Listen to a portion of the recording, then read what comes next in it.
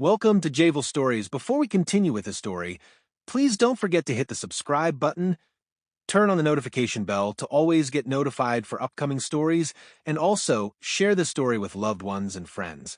Thank you very much.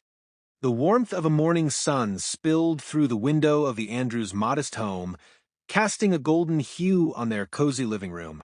It was a scene straight out of a storybook. James, tall and robust, with a kind smile that could brighten any room, sat at the dining table sipping his coffee. Across from him was Margaret, her auburn hair catching the sunlight as she prepared breakfast. The aroma of sizzling bacon filled the air, and their 3-year-old son Audrey giggled as he tried to feed their tabby cat a piece of toast. Life was simple but beautiful. The Andrews family was the epitome of happiness. Their small community knew them for their acts of kindness, whether it was organizing food drives for the less fortunate or volunteering at the local shelter. James and Margaret were always ready to lend a helping hand. Their compassion was contagious, and little Audrey often tagged along, his bright blue eyes filled with curiosity as he watched his parents spread joy to others. Every month, without fail, the family visited the amusement park on the outskirts of town. It was a tradition they cherished. Audrey's face would light up with sheer delight as he rode the carousel, his tiny hands clutching the painted horse's reins. James would always win him a stuffed toy at the ring toss booth, much to Margaret's amusement, as she teased her husband about his competitive streak. They'd end the day with ice cream cones, sitting on a bench under the cotton candy-colored sky, laughing and savoring the sweetness of the moment. Life couldn't get better than this, Margaret often thought as she watched her son fall asleep in her arms during the car ride home. She'd glance at James, who'd smile back at her, his hand resting protectively on hers. They had built a life filled with love, laughter, and memories that would last a lifetime. Their home reflected their joy. The walls were adorned with family photos, Audrey's first steps, a picture of James and Margaret on their wedding day, and snapshots of their adventures. Toys were scattered across the living room floor, and Audrey's scribbled drawings hung proudly on the refrigerator. Every corner of the house told a story of love and togetherness. The Andrews family's bond was unbreakable, or so it seemed. They were each other's world, a team that faced every challenge together. Yet, life has a way of testing even the strongest foundations. For now, though, they were blissfully unaware of the trials that lay ahead. As the sun set that evening, painting the sky in hues of orange and pink, Margaret tucked Audrey into bed. James stood in the doorway, watching with a contented smile. "Good night, my little man," he said softly, ruffling Audrey's hair. Audrey yawned and whispered, "Good night, Daddy. I love you." Margaret kissed her son's forehead and turned off the light, leaving the room with James. That night, as they sat together on the couch, Margaret leaned against James and whispered, "I wish this happiness could last forever." James kissed her head, his voice gentle. "It will. We're family. Nothing can break us." But life had other plans. The warm glow of happiness that surrounded the Andrews family began to dim one fateful morning. James, usually full of energy and ready to tackle the day, woke up feeling weak and unusually tired. His robust frame seemed to sag under an invisible weight. Margaret noticed immediately. "James, are you all right?" she asked, concern flickering in her hazel eyes as she poured him a cup of tea. "I'm fine," he said with a dismissive wave, forcing a smile, but his pallor betrayed him. His voice lacked the usual cheer, and the light in his eyes seemed dimmed. Days turned into weeks, and James's condition worsened. His once strong body grew frail, and simple tasks like climbing the stairs became daunting. Audrey, too young to understand, would tug on his father's hand and beg him to play. James tried, but his energy would fail after mere minutes. Margaret, sensing that this was no ordinary illness, insisted they visit a doctor. The diagnosis was devastating. James had a rare and aggressive illness, one that required immediate treatment. The doctor's words rang in Margaret's ears like an unending echo. "It's treatable, but the road ahead will be tough." The once lively Andrews' home now carried an air of solemnity. Margaret took on the role of caregiver, balancing her duties to Audrey while ensuring James received the care he needed. Chemotherapy appointments, endless prescriptions, and long nights filled with worry became their new reality. Margaret remained a pillar of strength, but behind closed doors, she wept for the man she loved and the uncertain future of their family. Despite his pain, James tried to keep their lives as normal as possible. "Audrey needs to see us smile," he would say, even as he winced through the treatments. He'd muster the energy to read Audrey bedtime stories, his voice steady but weak. Audrey would curl up beside him, unaware of the storm raging within his father's body. Margaret carried the weight of the world on her shoulders. She worked extra hours to cover the mounting medical bills, often returning home exhausted but refusing to let it show. She shielded Audrey from the harsh reality, keeping their home filled with laughter and love as much as she could. But as months passed, James's condition deteriorated further. The once hopeful treatment seemed futile. His strong voice became a faint whisper, his hearty laugh a distant memory. One cold autumn evening, as the leaves fell from the trees like tears, James's battle came to an end. The day James passed away, the world seemed to stop. Margaret held his hand until the very last breath, her tears flowing freely. Audrey, confused and frightened, clung to his mother, asking why Daddy wouldn't wake up. Margaret could only hold him close, unable to find the words. The Andrews family was no longer whole. The pillar of their home was gone, leaving a void that seemed impossible to fill. Margaret promised herself she would remain strong for Audrey. They still had each other, and she would do everything to ensure her son felt loved and safe, even as her own heart broke into pieces. The day of James's funeral was cold and somber, the kind of day that seemed to echo the grief in Margaret's heart. The sky hung heavy with gray clouds, and a chilly wind swept through the cemetery as friends, family, and community members gathered to bid farewell to a man who had touched so many lives. Margaret stood by the casket, her hands trembling as she clutched Audrey's small hand. Dressed in a tiny black suit, Audrey looked up at his mother, his innocent face filled with confusion. "Where's Daddy going, Mommy?" he asked, his voice barely above a whisper. Margaret knelt down, her eyes brimming with tears as she tried to explain the unexplainable. "Daddy has gone to a special place, sweetheart," she said softly, her voice cracking. "But he'll always be with us, in our hearts." Audrey nodded slowly, though his young mind struggled to grasp the weight of her words. He clung to a small stuffed bear James had won for him at the amusement park, a memory of happier times that now seemed so distant. As the minister began to speak, recounting James's life and his unwavering kindness, Margaret's mind drifted. Memories flooded her thoughts. James laughing as he chased Audrey around the yard, his gentle encouragement as she faced her fears, and the way he'd always squeeze her hand to reassure her everything would be okay. Now, there was no hand to hold, no voice to comfort her. When the time came to lower the casket, Margaret felt as though her heart was being buried along with James. She held Audrey close, her tears falling silently as the sound of shovels filled the air. Audrey rested his head against her shoulder, still too young to understand the permanence of loss, but sensing his mother's sorrow. After the service, friends and neighbors gathered around Margaret, offering words of comfort and support. Many brought food and flowers, tokens of their care. But no words could truly ease the ache in her chest. She nodded politely, thanking each person, but inside she felt numb. The ride home was quiet. Margaret glanced at the empty passenger seat beside her, where James had always sat. The absence was unbearable. Audrey, clutching his stuffed bear, sat quietly in the back, occasionally glancing at his mother's tear-streaked face. That night, Margaret tucked Audrey into bed, whispering a soft lullaby as he drifted off to sleep.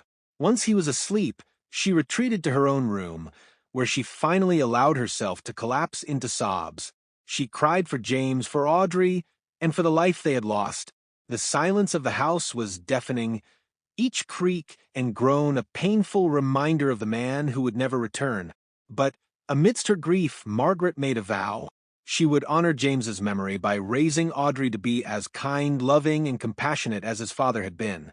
No matter how broken she felt, she would fight to ensure her son's happiness. The journey ahead would be long and painful, but Margaret held on to the hope that in time they would find peace. For now, she clung to the love James had left behind, a love that would guide her through even the darkest of days. The days following James's funeral were a blur for Margaret. She moved through life in a haze, her heart weighed down by the gaping hole his absence had left. Each morning, she woke up expecting to see him beside her, only to be met with an empty space. But she had a promise to keep. She would be strong for Audrey. Audrey, in his innocent way, began to ask questions. Why doesn't Daddy come to breakfast anymore? Or when will Daddy come home? Each question was like a dagger to Margaret's heart, but she answered them as gently as she could. Daddy's in heaven, sweetheart, she'd say, holding back tears. He's watching over us now. Though the loss of James weighed heavily on her, Margaret knew she had to create a sense of normalcy for Audrey. She continued their routines, filling their days with activities and traditions to distract from the emptiness. They baked cookies together in the kitchen, painted pictures, and went on long walks in the park. She encouraged Audrey to talk about his father, keeping James's memory alive through stories and laughter. The monthly amusement park trip was one tradition Margaret couldn't let go of. James had loved those outings, and so did Audrey. She believed continuing them would keep a piece of James with them. As the end of the month approached, she prepared for their first trip without him. The morning of the outing, Margaret packed a small bag with snacks and water, just as she always had. Audrey clutched his favorite stuffed bear. One James had won for him at the ring toss. Margaret took a deep breath as she loaded the car, steeling herself for the bittersweet day ahead. At the park, Margaret felt a pang of sorrow as she watched other families laughing and playing together. The sight of fathers lifting their children onto carousel horses or carrying them on their shoulders was almost too much to bear. But Audrey's squeals of joy as he darted from ride to ride brought a smile to her face. For a few hours, it felt like James was there with them, his spirit woven into the laughter that filled the air. They rode the Ferris wheel, the carousel, and even the bumper cars. Margaret felt a flicker of happiness as Audrey's laughter rang out, clear and bright. She could almost hear James's voice, teasing her about her poor driving skills as they bumped into other cars. As the day wound down, they stopped for ice cream, just as they always had. Margaret sat on a bench, watching Audrey eat his cone with sticky fingers and a happy grin. For a moment, she allowed herself to believe everything would be okay. That night, after tucking Audrey into bed, Margaret sat alone in the living room. She stared at a photo of James on the mantel, her fingers brushing the frame. "I hope I'm doing this right," she whispered, her voice trembling. "I hope I'm making you proud."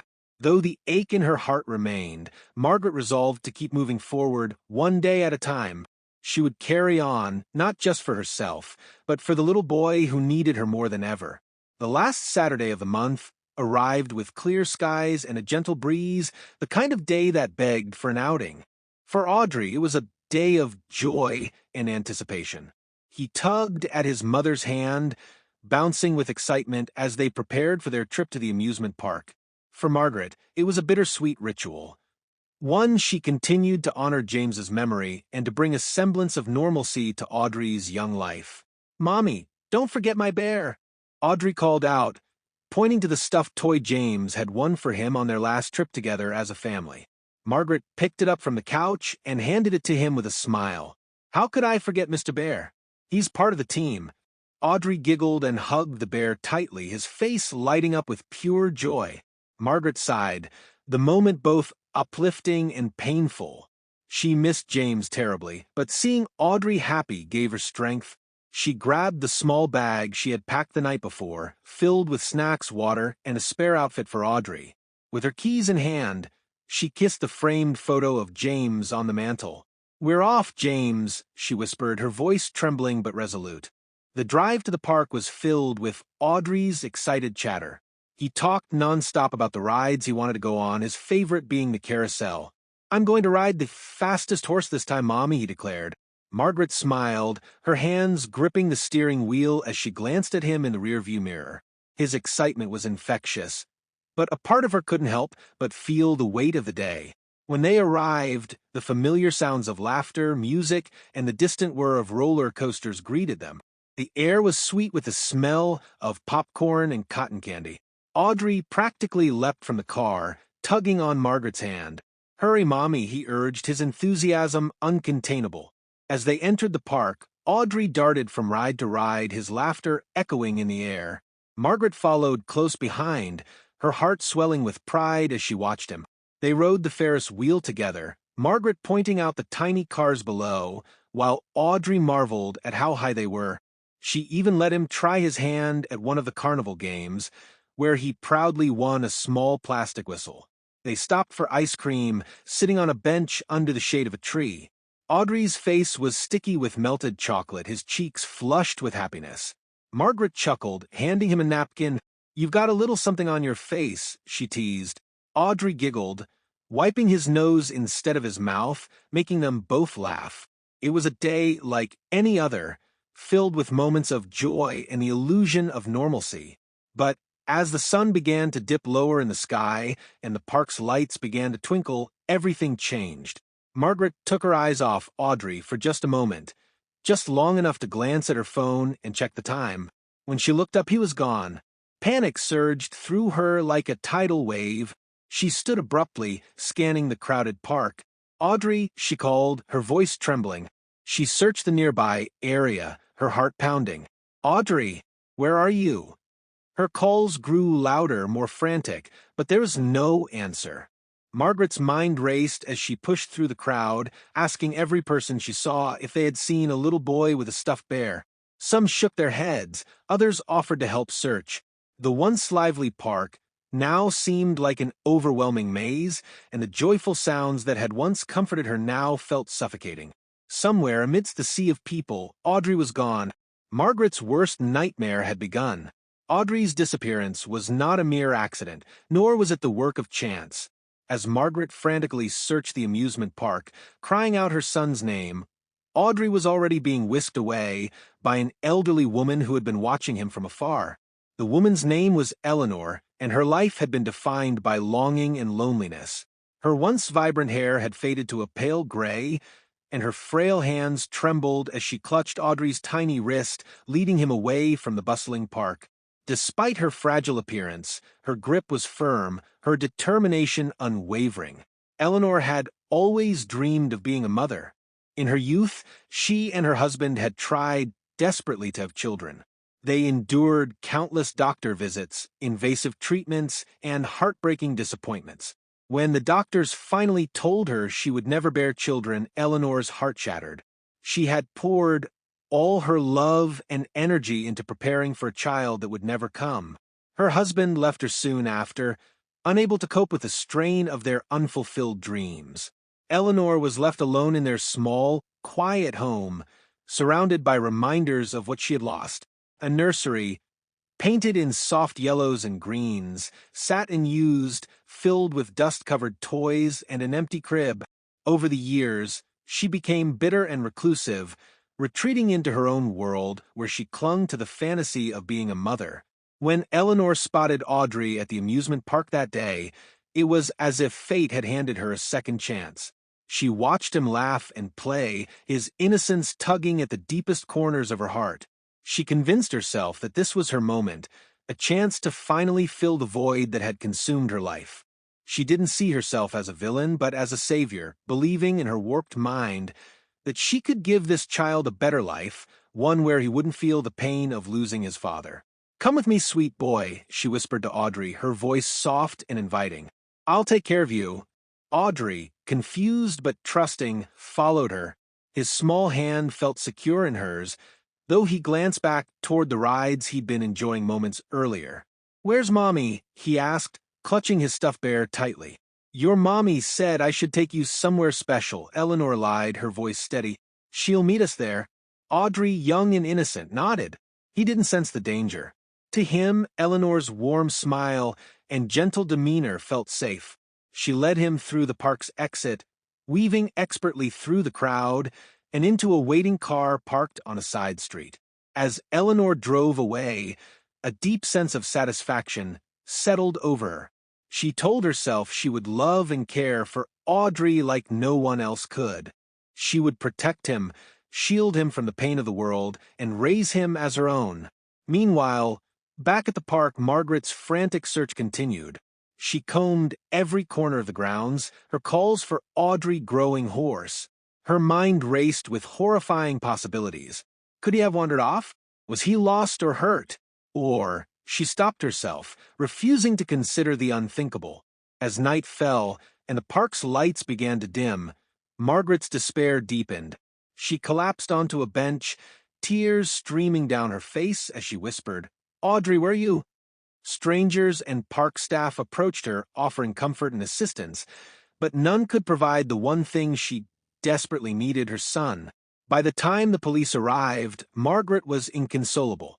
The officers reassured her that they would do everything in their power to find Audrey, but the uncertainty gnawed at her soul. Somewhere out there, her little boy was gone, and she had no idea how to bring him back. Eleanor, now miles away, tucked Audrey into a bed that had been waiting for years. She smiled as she watched him drift off to sleep, clutching his bear. "You're home now," she whispered, "and I'll never let anyone take you away." The moment Margaret realized Audrey was truly gone, a deep sense of dread overtook her. Her initial panic gave way to a cold resolve. She would stop at nothing to find her son. After frantically searching the amusement park for hours, she finally called the police, her trembling hands barely able to dial. By the time officers arrived, the park was closing, its cheerful music replaced by the muffled sounds of a late-night cleanup. Margaret met the officers near the entrance, her face streaked with tears. "My son," she stammered. "He's just 3 years old. He was right here. One moment he was beside me, and then he was gone." The officers acted quickly, questioning park staff and visitors still lingering. Witnesses were scarce, and no one had seen a boy matching Audrey's description. Margaret provided every detail she could: what Audrey was wearing, how he was clutching his favorite stuffed bear. The officers assured her they would do everything in their power, but their words brought little comfort. Each passing minute felt like a lifetime. Back at the station, the police issued an Amber Alert. Flyers with Audrey's photograph were printed and distributed throughout the community. The media got involved, broadcasting his description on the evening news. A bright-eyed 3-year-old with a charming smile, wearing a blue shirt and shorts, last seen clutching a small brown teddy bear. The community, who had always admired the Andrews family for their kindness and generosity, quickly rallied around Margaret. Neighbors, friends, and even strangers gathered in groups to help with the search. They combed through the amusement park, nearby streets, wooded areas, and playgrounds, calling Audrey's name into the night. Margaret, despite her exhaustion, joined the search party. Her voice cracked from shouting, but she pressed on, refusing to rest. Every shadow, every movement in the distance made her heart leap with hope, only to be crushed when it turned out to be nothing. She clung to the small thread of faith that her son was out there, waiting to be found. As the hours turned into days, the search expanded. Volunteers put up posters in nearby towns and distributed flyers to anyone who would take them. The police followed up on every lead, from vague sightings to tips from passersby, but none led to Audrey. The agony of not knowing where her son was, or if he was safe, consumed Margaret. She barely ate, barely slept, driven by a singular goal: to bring Audrey home. Meanwhile, Eleanor, miles away, carefully constructed a new life for Audrey. She changed his clothes, removed any identifying items, and tucked his teddy bear away, replacing it with a new toy. "You'll forget soon," she told herself, convincing herself that Audrey would adapt to his new life. She had taken precautions, ensuring no one in her quiet neighborhood would suspect a thing. The house was secluded, the curtains always drawn. Eleanor told herself she was giving him the love he deserved, even as her actions grew more controlling. Back in the Andrews' hometown, Margaret's determination burned brightly even as the search parties began to dwindle. Days turned into weeks, and hope started to fade for many. People resumed their lives, offering Margaret condolences, but quietly accepting that Audrey might never be found. But Margaret refused to give up. She kept searching, kept posting flyers, kept praying. She couldn't shake the feeling that her son was alive, that somewhere out there, Audrey was waiting for her. She vowed to never stop looking, no matter how long it took. The days stretched into weeks, and with each passing moment, the once vibrant search for Audrey began to slow. What started as a community-wide effort, dozens of people scouring every corner of the town, putting up flyers and following any lead, dwindled to a small group of Margaret's closest friends and family. The energy that had fueled the search began to wane, replaced by the quiet whispers of doubt. Maybe he wandered too far, some neighbors suggested sympathetically, avoiding Margaret's gaze. Others voiced their fears in hushed tones. What if someone took him? The unspoken possibility loomed over the town like a storm cloud. Margaret refused to entertain those thoughts. She clung desperately to hope, even as it seemed to slip further from her grasp. Each morning, she would wake up early, staring at the empty bed that once held her little boy. She'd grab a stack of freshly printed flyers and head out to post them around town. Every corner of their small community bore Audrey's face, a smiling boy with wide, innocent eyes, clutching his favorite stuffed bear. "Have you seen my son?" she would ask every passerby, holding the flyer out with trembling hands. Most people offered kind words or shook their heads sadly, but none had answers. The police continued their investigation, but leads grew colder by the day. "We're doing everything we can," they told Margaret, their voices laced with pity. But Margaret could see the truth in their eyes. They were losing hope too. The nights were the hardest. Margaret would lie awake, replaying the events of that day over and over in her mind. If only she hadn't looked at her phone. If only she had held Audrey's hand a little tighter. The guilt was suffocating, a weight she carried with her constantly. She would whisper his name into the silence, tears streaming down her face. "Audrey, my baby, where are you?" In the quiet of her grief, Margaret began to notice how her once lively home had fallen silent. The laughter that used to fill the halls was gone, replaced by an eerie stillness. Audrey's toys remained scattered in the living room, untouched since the day he disappeared. His favorite blanket still rested on the couch, as though waiting for him to return. Meanwhile, the rest of the town began to move on. Life continued as it always does, and the search parties dwindled to nothing. People resumed their routines, offering Margaret polite but distant condolences when they saw her. "We're praying for you," they would say, though their voices lacked conviction. But Margaret wasn't ready to give up. She couldn't. The bond she shared with Audrey was too strong, her love for him too deep. Every fiber of her being screamed that he was still alive, somewhere out there. She carried that belief with her, even as the world around her began to doubt. Unbeknownst to Margaret, Audrey was alive, but he was far from home. In a small, isolated house miles away, he sat quietly, drawing pictures at the kitchen table. Eleanor watched him with a soft smile, convincing herself she had done the right thing. "You're my boy now," she whispered to herself. "You're safe here." But even Eleanor couldn't ignore the flicker of guilt that occasionally surfaced. She pushed it away, justifying her actions as an act of love. Audrey, too young to fully understand what had happened, believed her words for now. Back at home, Margaret stared out the window, clutching a framed photo of Audrey and James. Her resolve hardened. "I will find you," she whispered, her voice steady despite the tears. "No matter how long it takes." Miles away from the frantic search for him, Audrey began to adjust to his strange new life. The elderly woman, Eleanor, had taken every precaution to ensure they wouldn't be discovered. Her small, secluded house sat on the edge of a dense forest. With no neighbors for miles, she rarely went into town, and when she did, she left Audrey behind, locking the doors to keep him inside. For the first few days, Audrey had asked for his mother incessantly. "When is Mommy coming to get me?" he'd ask, clutching his teddy bear. Eleanor, her voice calm and soothing, would reply, "Your mommy asked me to take care of you, sweet boy. You're with me now." Audrey's innocence made him believe her at first. He was too young to understand the strange circumstances of his new home.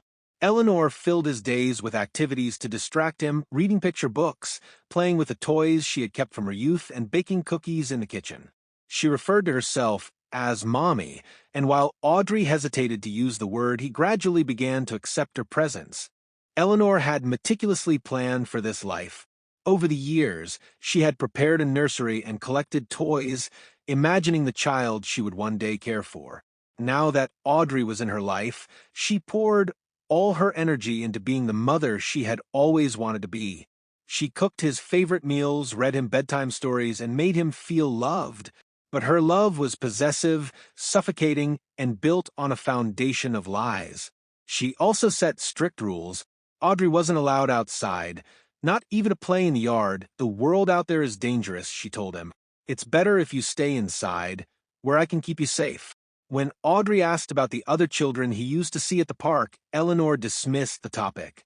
You don't need anyone else. You have me. For months, Audrey lived in this carefully constructed bubble. At first, he missed his real mother terribly, crying himself to sleep at night. But as time passed, his memories of Margaret began to blur. Eleanor filled the void, and though he didn't completely understand the situation, he began to accept her as a constant in his life. His world shrank to the four walls of Eleanor's house, a place where time seemed to stand still. Eleanor, for her part, convinced herself that she had done the right thing. She lavished Audrey with attention, doting on him in ways she believed made up for the deception. She told herself that Margaret had lost her chance to care for him, that Audrey was better off in her care. I saved him, she would mutter under her breath, a mantra she repeated to silence the guilt that lingered at the edges of her mind. Still, there were moments when Audrey's natural curiosity surfaced. He would ask questions about his old life, questions Eleanor couldn't always answer convincingly. What about Daddy? He once asked. Eleanor's smile faltered, but she quickly recovered.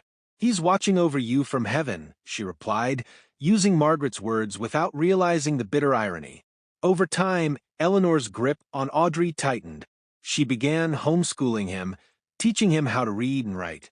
She controlled every aspect of his life, ensuring he had no reason or opportunity to venture beyond her reach. She believed she was protecting him, but in reality, she was isolating him, cutting him off from the truth. As the seasons changed, Audrey's world remained frozen in time. The boy who had once laughed freely and run through the amusement park now lived in quiet captivity.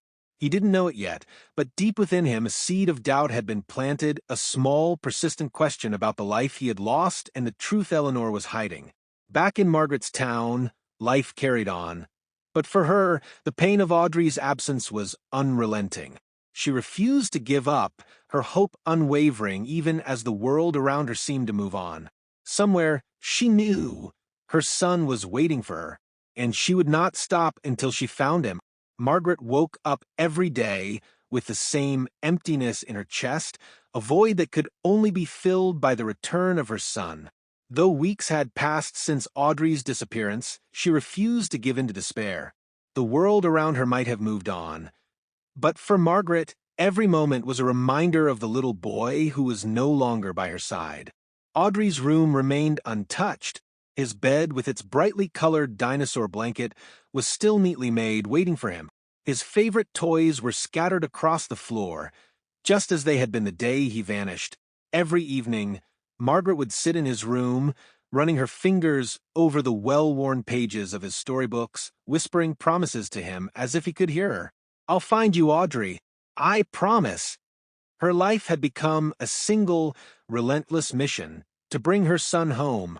She plastered Audrey's face across the town, printing hundreds of new flyers every week. She called the police daily, demanding updates and pushing them to continue their efforts. Though the officers tried to reassure her, she could see the weariness in their eyes. The trail had gone cold, and with no new leads, they were losing hope. The community, which had once rallied around her, had also begun to retreat. While many still offered kind words and prayers, fewer and fewer joined her in the search. Margaret couldn't blame them. Life went on, and people had their own struggles. But the loneliness of her fight only deepened her resolve. One morning, she visited the town's church, a place she had frequented for solace in the days following James's death. Kneeling in the empty pews, she poured her heart out in prayer. Please, God, give me the strength to keep going. Show me a way to find my son. Tears streamed down her face as she begged for a sign, any sign, that Audrey was still alive. Her faith wasn't limited to prayer. Margaret began researching everything she could about missing children, immersing herself in stories of reunions that had taken years. These stories, though painful, gave her hope. If other parents could find their children after so much time, she told herself, then so could she. Her search expanded beyond the town.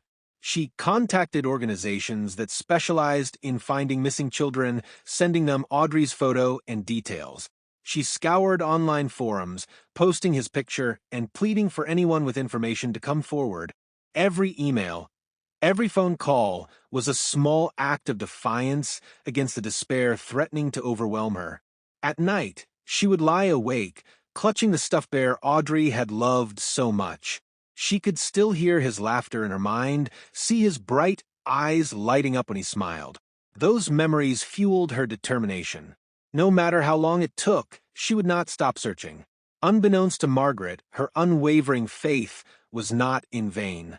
Miles away, Audrey was beginning to question the world he had been thrust into.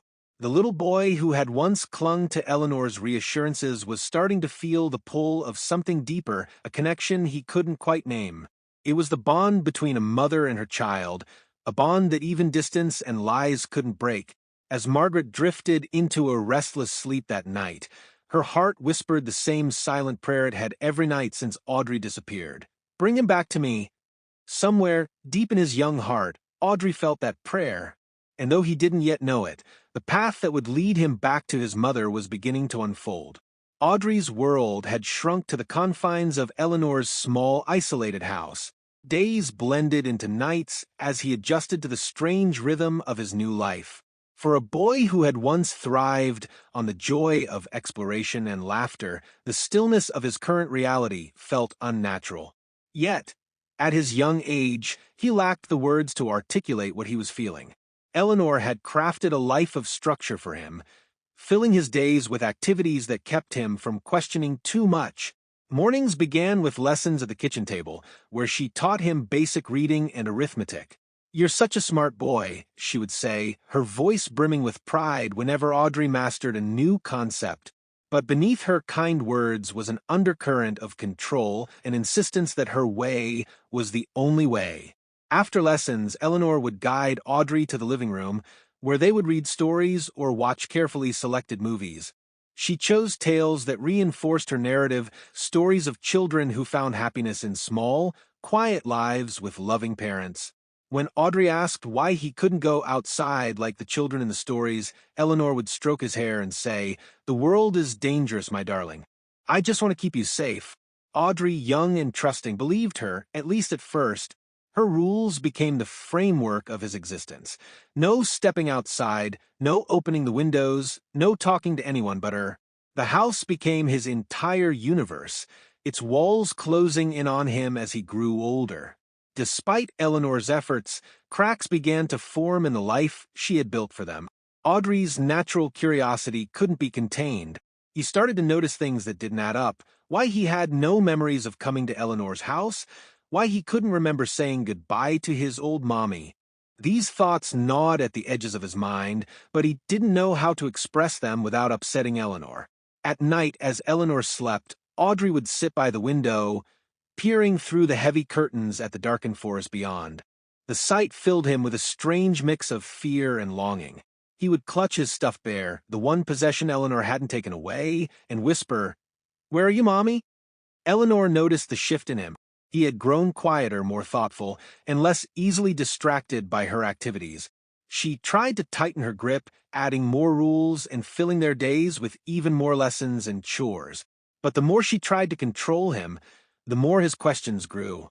One afternoon, as they sat together at the kitchen table, Audrey looked up from his workbook and asked, "Why don't we ever go outside?" Eleanor froze, her hands trembling slightly as she adjusted her glasses. "Because it's not safe," she replied quickly. "The world is full of bad people who could hurt us." "But other kids go outside," Audrey said, his voice hesitant but firm. "I see it in movies." Eleanor's eyes darkened. "You're not other kids, Audrey. You're special, and I'm here to protect you." Audrey nodded, but her words didn't ease the growing doubt in his heart. He didn't feel special, he felt trapped. He began to wonder what was beyond the walls of the house, what secrets lay in the world Eleanor insisted was so dangerous. As the days passed, Audrey's curiosity grew stronger. He started to explore the house in secret, searching for clues about the life he couldn't remember. He found little pieces of his past, a photograph of himself with his real mother tucked into the back of a drawer, the faint scent of lavender on a blanket that wasn't Eleanor's. These fragments sparked something deep inside him, a longing for the truth. Unbeknownst to Eleanor, Audrey was no longer the compliant little boy she had taken years ago. He was beginning to see through the cracks in her carefully constructed story. And though he didn't yet understand what it all meant, he was determined to find out. Audrey's world, once confined by Eleanor's words and rules, began to feel smaller and smaller as his questions grew larger. He couldn't shake the strange sense that something about his life didn't add up. The moments of doubt became more frequent, nagging at him during quiet afternoons or when Eleanor left him alone for hours while she went into town. Eleanor had underestimated the strength of Audrey's curiosity. Though she believed she had explained everything away, Audrey's memories of another life, fragmented and blurry, started to resurface. He remembered laughter in a warm, sunlit room, the soft voice of a woman calling him baby, and the faint scent of lavender that always seemed to comfort him. These memories felt out of place in the carefully controlled world Eleanor had built. One evening, while Eleanor was asleep, Audrey decided to act on his curiosity. He crept out of his room, his heart pounding as he made his way to the small office Eleanor used to store her things. The door was slightly ajar, and the soft glow of the moonlight spilling through the window illuminated the space. His hands trembled as he opened drawers, searching for anything that might explain the questions swirling in his mind. In the bottom drawer of the desk, he found a box labeled keepsakes. Inside were photos of Eleanor from her younger days, mementos of a life before Audrey. But beneath the neatly organized keepsakes was something unexpected, a small, crumpled flyer with a picture of him on it. His heart raced as he unfolded it, the words "missing child" glaring back at him. The picture was unmistakably him, though he looked younger. Beneath it was the name Audrey Andrews and a description of the day he had disappeared. Audrey stared at the flyer, his mind reeling. Missing? He thought. How could I be missing if I'm right here? He read the flyer again and again, trying to make sense of what it meant. His thoughts turned to the blurry memories he had been piecing together, the woman's voice, the smell of lavender. Could it be his real mother? The sound of footsteps jolted him back to the present. He quickly shoved the flyer into his pocket and closed the drawer. Just as Eleanor appeared in the doorway, her silhouette outlined by the dim light. Her expression was unreadable, but her voice carried an edge of suspicion. "What are you doing in here, Audrey?" she asked, her tone calm but firm. "I couldn't sleep," he stammered, clutching the flyer in his pocket. "I was looking for a book to read." Eleanor's eyes narrowed, and she stepped closer, her gaze scanning the room. For a moment, Audrey thought she might discover the flyer, but after a tense silence, she simply said, "You should be in bed. It's late." Audrey nodded and hurried back to his room, his heart pounding in his chest. That night, he lay awake, the flyer burning a hole in his pocket. He couldn't stop thinking about the name on it, Margaret Andrews. The name felt familiar, though he couldn't remember why. The next day, Eleanor seemed more watchful than usual. She hovered over Audrey during his lessons and double-checked the locks on the doors before leaving for town. Audrey acted normal, but inside his determination was growing. He had to find out the truth about the flyer, about the memories about her. When Eleanor left for her errands, Audrey seized his opportunity. He retrieved the flyer from his pocket and studied it again. This time he noticed a phone number printed at the bottom, a direct line to the police. His hands shook as he stared at it, wondering if he dared to call. What would happen if he did? What if Eleanor found out? For now, Audrey kept the flyer hidden, but his resolve was clear. He couldn't ignore the questions any longer. He needed answers, answers that Eleanor would never give him. and deep down he felt that those answers might lead him back to the life he had lost. Audrey's discovery of the flyer marked a turning point in his life. It was no longer possible to ignore the uneasy questions swirling in his mind. Eleanor had told him that she was his mother, that the outside world was too dangerous, and that he was safe only with her. But the flyer contradicted everything. If he truly had another mother, why was he here? And why had Eleanor lied? That evening, as Eleanor locked the doors and prepared for bed, Audrey watched her carefully. She had grown more vigilant since catching him in her office, double-checking the locks, and staying close during the day. But Audrey was no longer content to accept her rules without question. He needed to know the truth, and he realized he couldn't find it inside the walls of her house. As night fell, and Eleanor's breathing became slow and steady in her room, Audrey crept out of bed. His heart pounded as he tiptoed to the front door, testing the locks. Eleanor had replaced the simple latch with a heavy-duty lock after the incident in her office. It was secure, but Audrey had noticed something she hadn't, an old window in the laundry room that hadn't been locked properly in years. He had seen her struggle to close it fully during a rainstorm, and now he hoped it would be his way out. Clutching the flyer in his pocket, Audrey moved to the laundry room.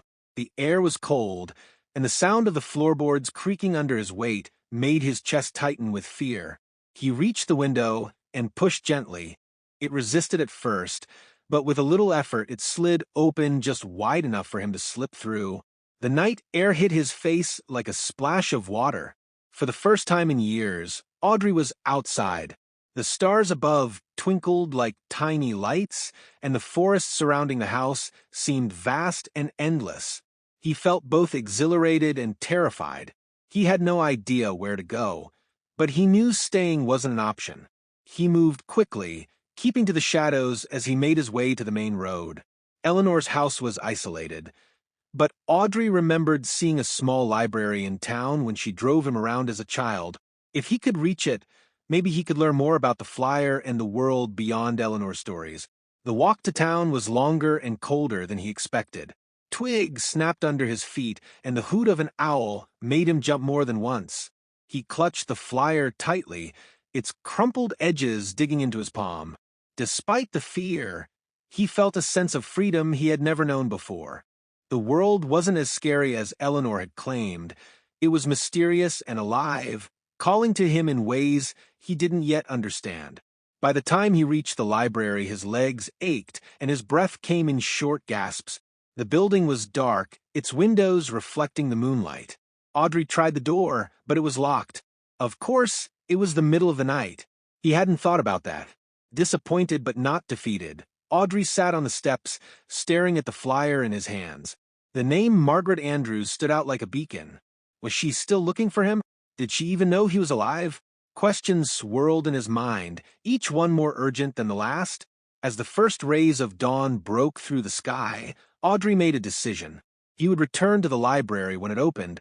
He would use its computers to search for the answers Eleanor had kept from him. It was the first step in unraveling the truth, a truth he was now determined to uncover no matter what it cost. As the first light of dawn illuminated the small town, Audrey remained seated on the cold steps of the library. His hands trembled, not just from the morning chill, but from the anticipation of what he might find. The flyer in his pocket seemed heavier than ever, its crumpled edges whispering truths he wasn't yet ready to face. But he had no choice. The curiosity that had taken root in his heart was now a full-blown hunger for answers. Audrey waited patiently for the library to open. He watched as the sleepy town slowly came to life. Cars rumbled by, shops began unlocking their doors, and people walked their dogs or grabbed coffee. Audrey kept his head low, avoiding eye contact with passers-by. He wasn't sure if anyone would recognize him from the flyer, but the thought of being noticed made him uneasy. At exactly 8 a.m., the librarian, a kind-looking older woman, arrived to unlock the doors. Audrey hesitated for a moment before following her inside, his heart racing. The library smelled of old paper and polished wood, a comforting yet unfamiliar scent. He had only been in a library once before, and that memory felt like it belonged to another life. "Can I help you, young man?" the librarian asked with a warm smile as she placed her bag behind the counter. Audrey froze, unsure of what to say. I just need to use the computer," he mumbled, avoiding her gaze. She nodded, gesturing toward a row of desktops near the back. "Help yourself. Let me know if you need any assistance." Audrey thanked her quietly and hurried to the farthest computer. He sat down, his fingers hovering over the keyboard. He wasn't entirely sure what to search for. After a moment of hesitation, he typed the name from a flyer, Margaret Andrews. The results were overwhelming.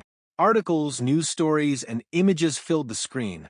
Audrey clicked on the first link, his breath catching as he saw a picture of himself from years ago. It was a news article about his disappearance, dated nearly a decade earlier. The headline read, "3-year-old Audrey Andrews missing after amusement park visit." Audrey's eyes scanned the article, his heart pounding as he read the details. It described how he had vanished while visiting the park with his mother, Margaret Andrews, and how she had searched tirelessly for him. The article mentioned the Amber Alert, the community's efforts to find him, and the heartbreak of a mother who refused to give up hope. Tears welled in Audrey's eyes as he clicked on another article. This one featured a photo of Margaret, her face pale and drawn, holding a flyer with his picture on it. The caption read, "I won't stop looking for my son," says grieving mother Margaret Andrews. Audrey's hands shook as he printed the article, the sound of the machine humming in the quiet library.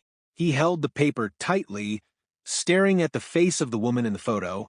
She looked so familiar, yet so far away, like a dream he couldn't quite remember. Could this really be his mother? As he sat there, processing the information, a flood of emotions swept over him.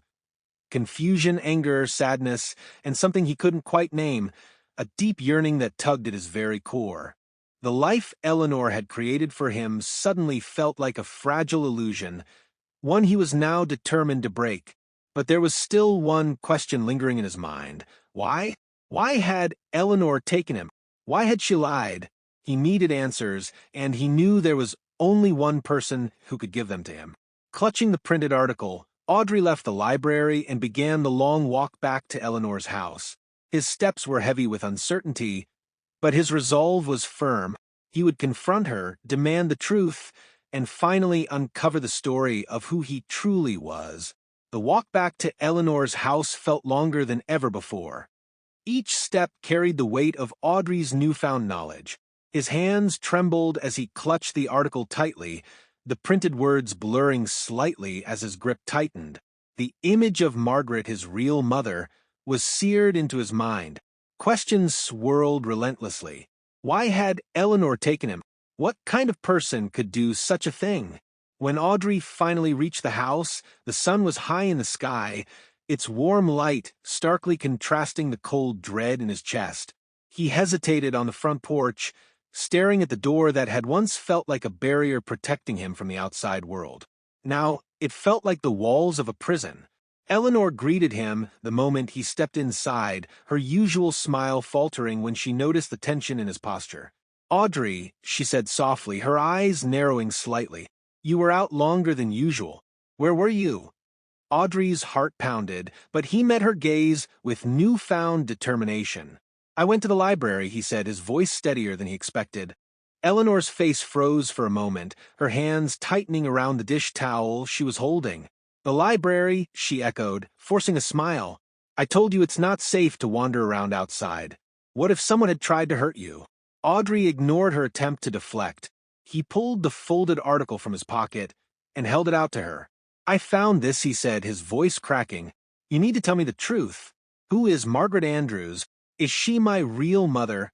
Eleanor's expression shifted instantly, her forced calm giving way to panic. Her eyes darted between Audrey and the article, and for a moment she seemed at a loss for words. Finally, she let out a shaky laugh, brushing the paper aside. "Oh, Audrey, you've misunderstood," she said quickly. "That's just some mistake.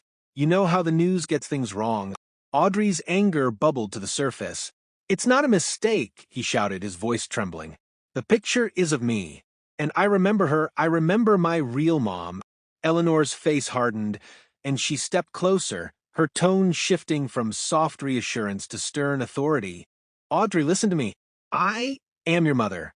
I've always been your mother. Whoever Margaret Andrews is, she doesn't matter." Audrey shook his head, tears streaming down his face. "You're lying. Why did you take me? Why have you been keeping me here?"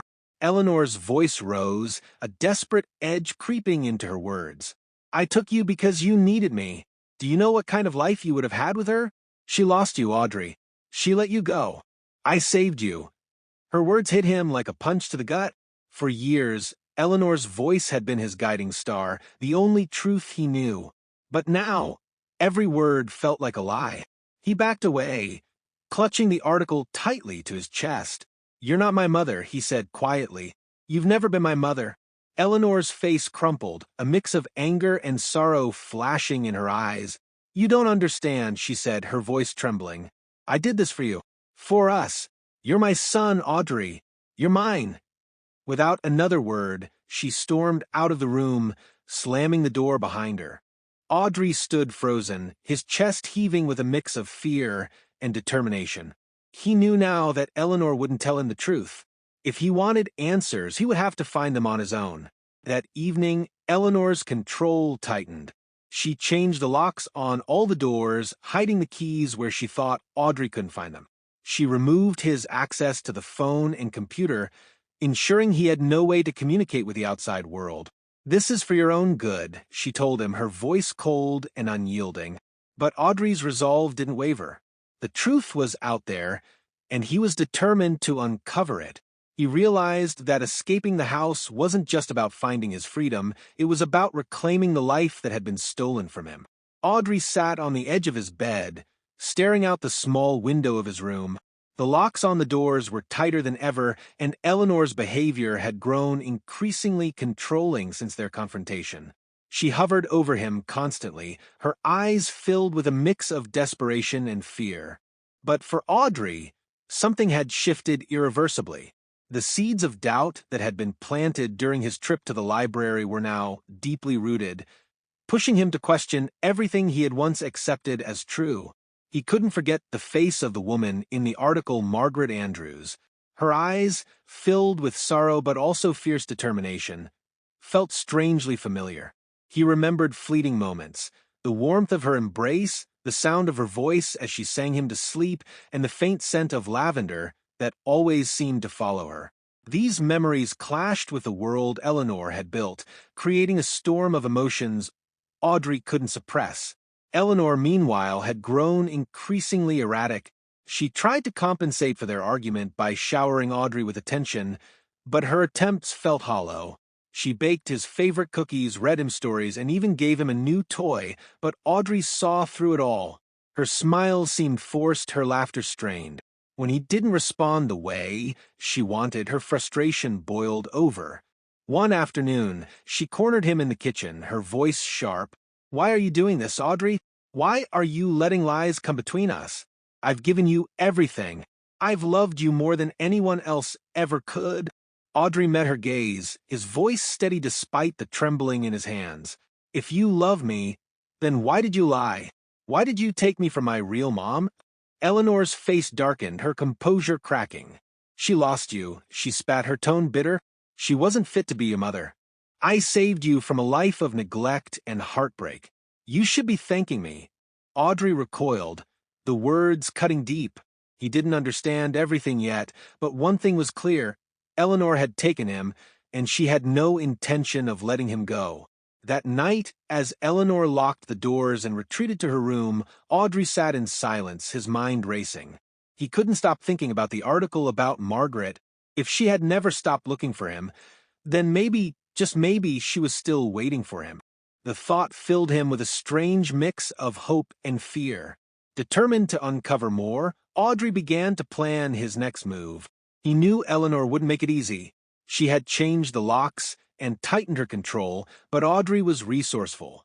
Over the next few days, he paid close attention to her habits, watching where she hid the keys and listening for the times she left the house. In the meantime, Eleanor's grip tightened further. She limited his time alone, making excuses to keep him by her side. "We should spend more time together," she said with forced cheerfulness. But Audrey could see the fear in her eyes, the cracks in her carefully constructed world. As the days turned into weeks, the tension between them grew unbearable. Eleanor's efforts to keep him contained only strengthened Audrey's resolve. He began to test the locks at night, searching for weaknesses.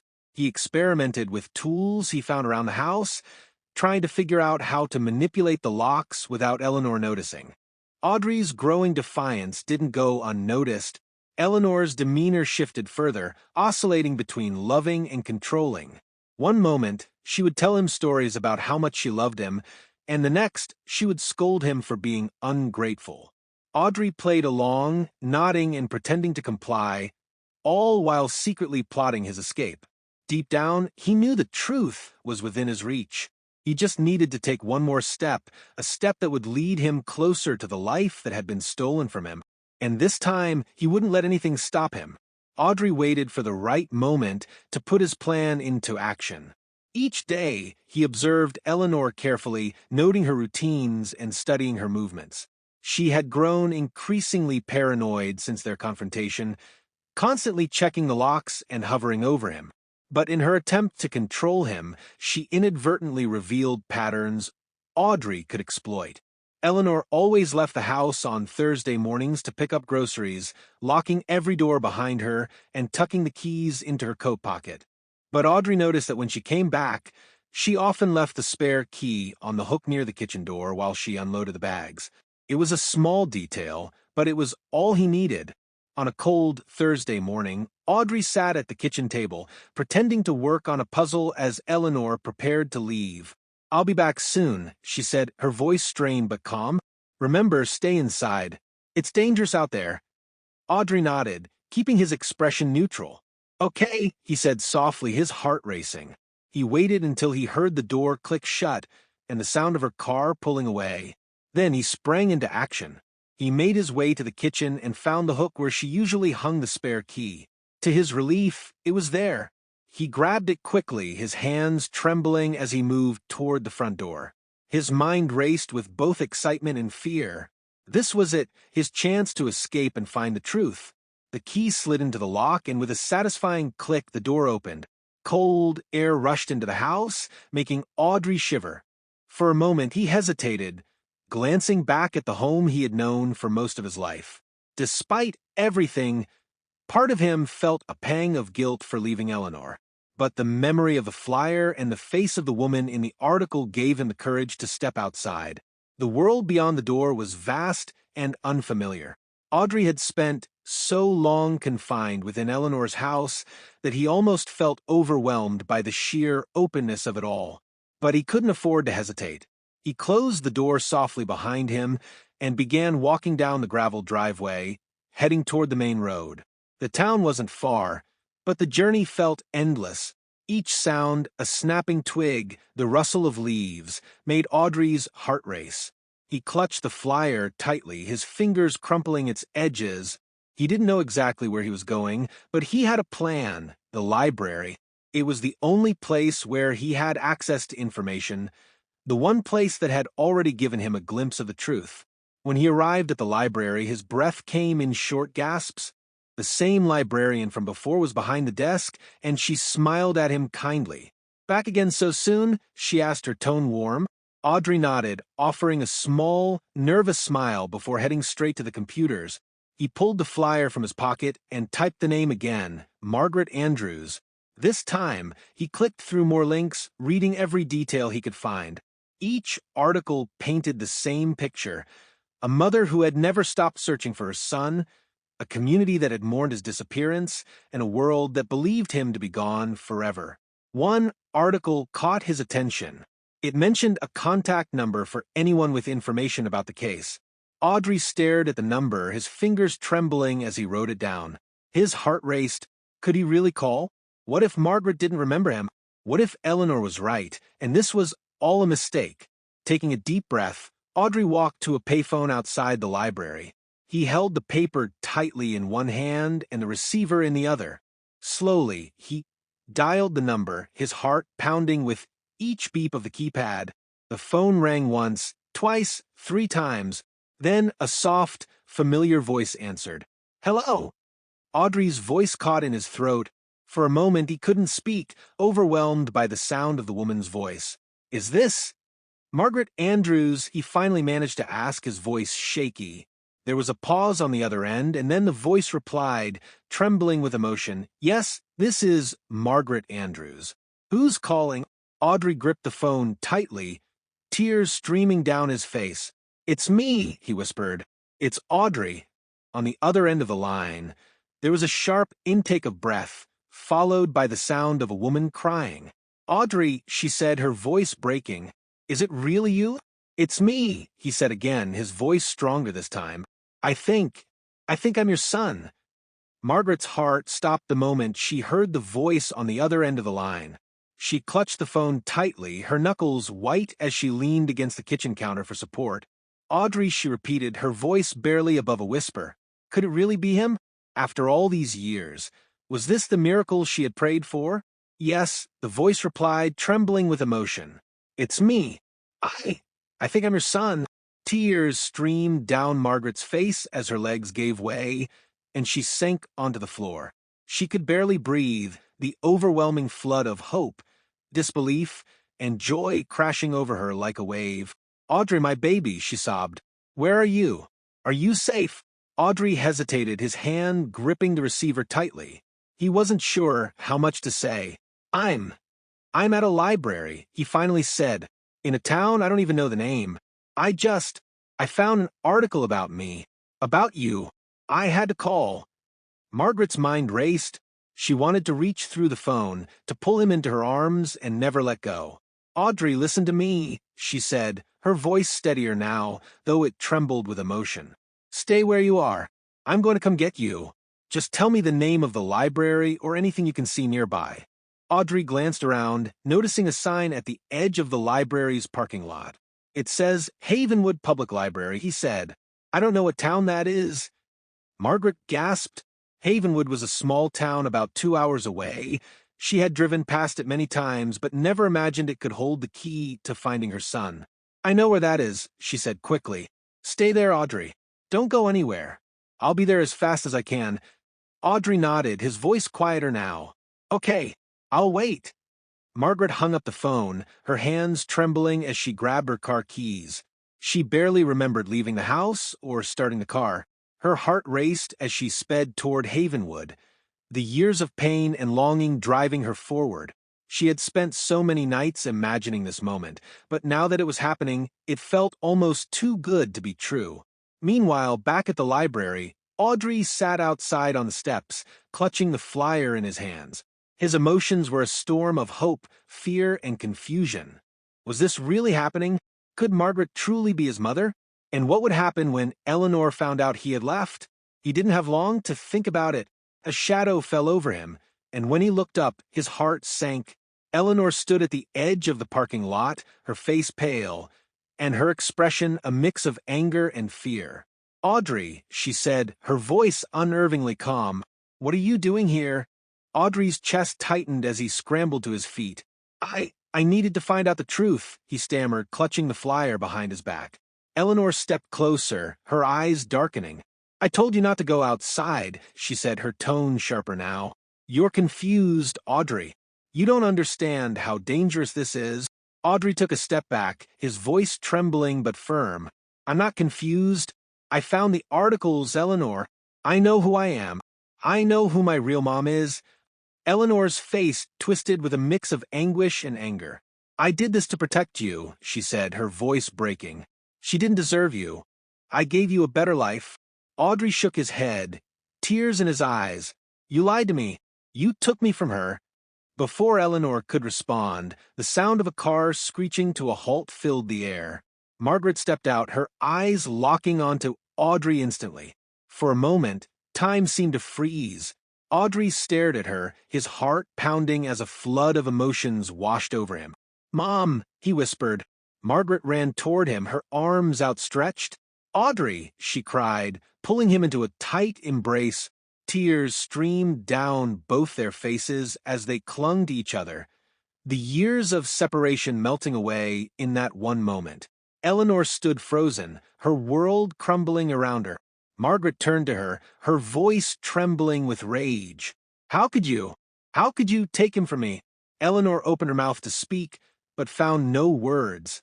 The weight of her actions finally hit her, and for the first time, she realized what she had done.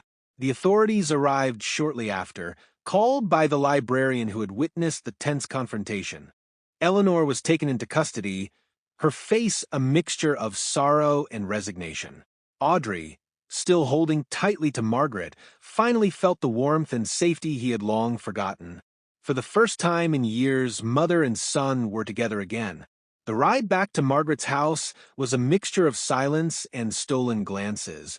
Audrey sat in the passenger seat, clutching the flyer he had printed from the library. Margaret couldn't take her eyes off him, even as she navigated the road. Her heart swelled with relief and disbelief. After all these years, she had her son back.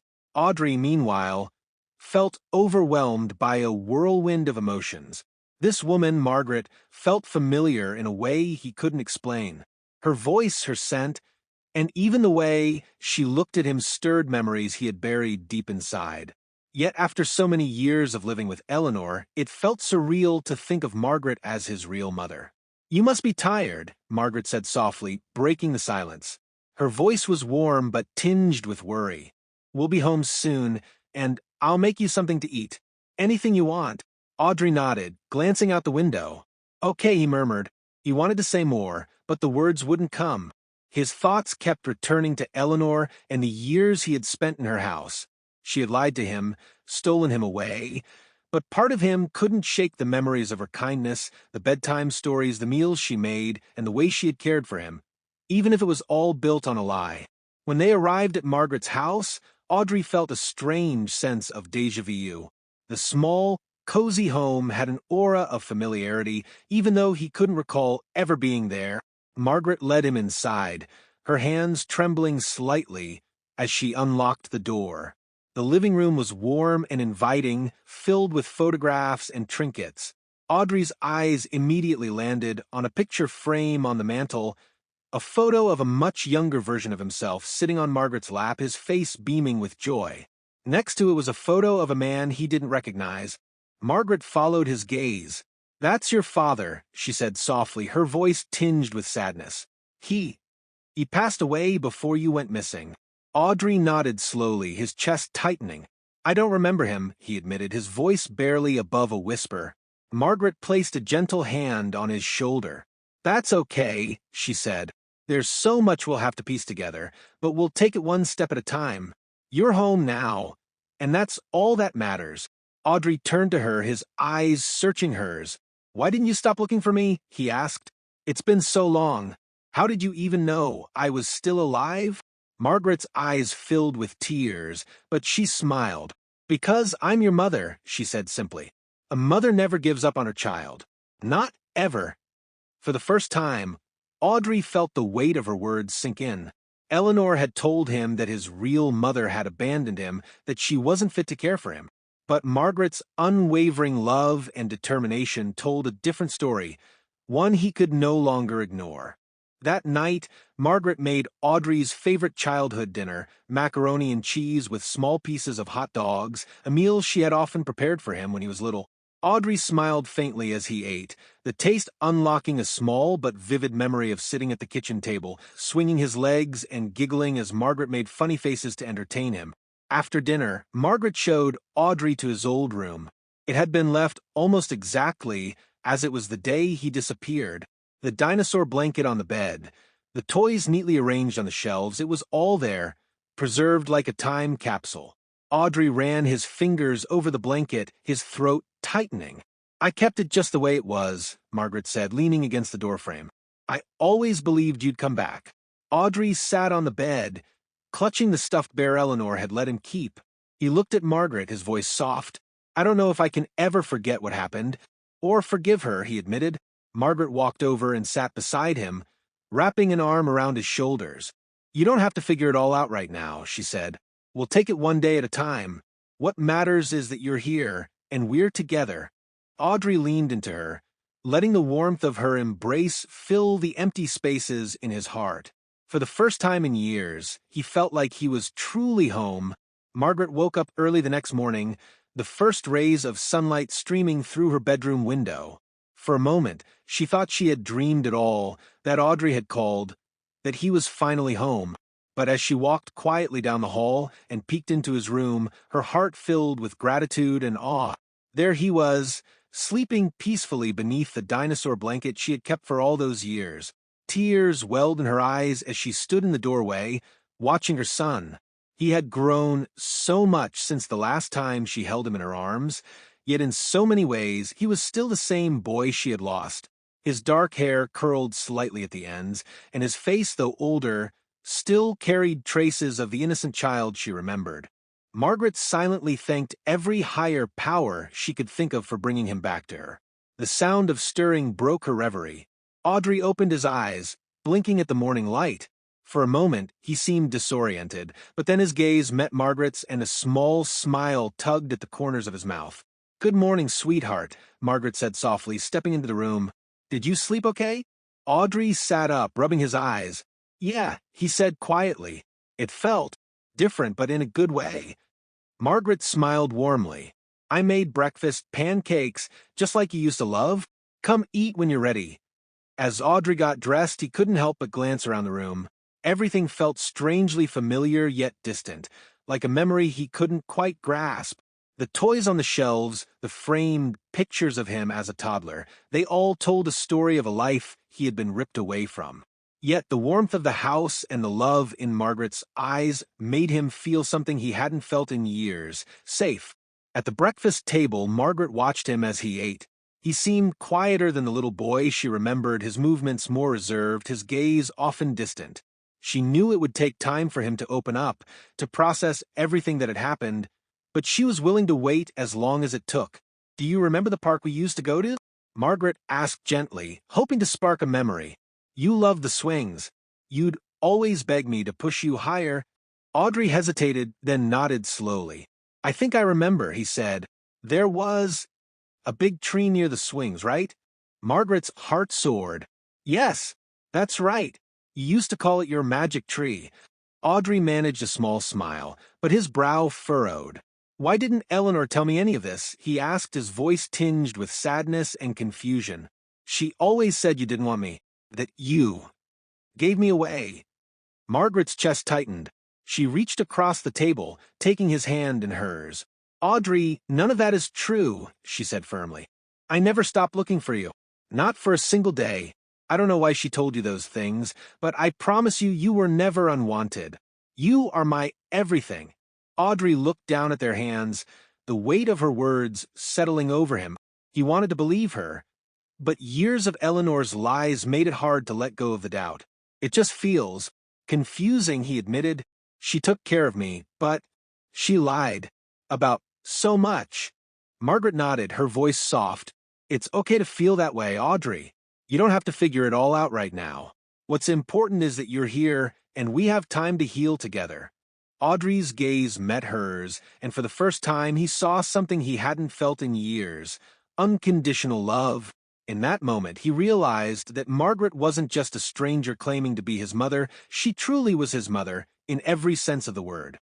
The day passed slowly, filled with small moments of connection. Margaret showed Audrey old family albums, pointing out photos of him as a baby and telling stories about his early years. Audrey listened intently, the pieces of his past slowly coming together. As the sun set and the sky turned a soft orange, Margaret and Audrey sat on the porch swing, watching the world quiet down. Margaret placed an arm around his shoulders, pulling him close. "I know this is a lot, and it won't be easy," she said gently, "but we'll get through it. Together." Audrey leaned into her, letting her warmth soothe the lingering confusion in his heart. For the first time in years, he felt like he was exactly where he was meant to be. The days after Audrey's return were a whirlwind of emotions for both him and Margaret. While she rejoiced in having her son back, the shadow of Eleanor loomed large over their reunion.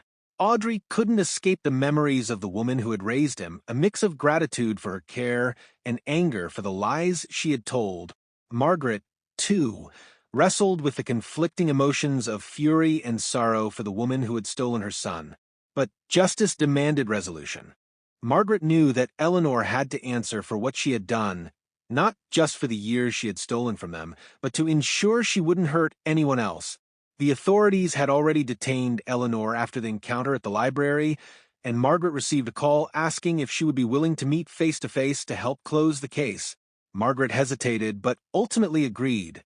Audrey deserved answers, and so did she. The meeting took place in a small, sterile room at the local police station. Margaret and Audrey sat on one side of the table while Eleanor was brought in by an officer and seated across from them. Her face was pale and drawn, her hands trembling slightly as she folded them in her lap.